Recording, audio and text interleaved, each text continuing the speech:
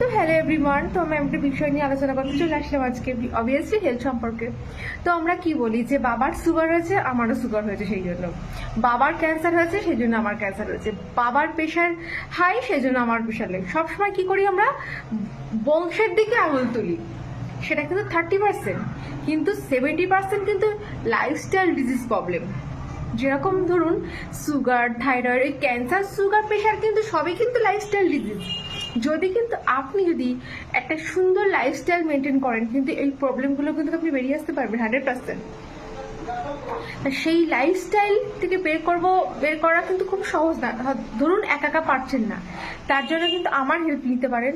আমি কিন্তু pressure, sugar অনেকের নর্মাল করিয়েছি। আপনি চাইলে নিজের প্রেশার, সুগারকে নর্মাল করতে পারেন। তো একটা ফোন কল করতে হবে এবং ইনবক্সে আপনি আমার সাথে কন্ট্যাক্ট করতে পারেন। তো থ্যাংক ইউ সো মাচ।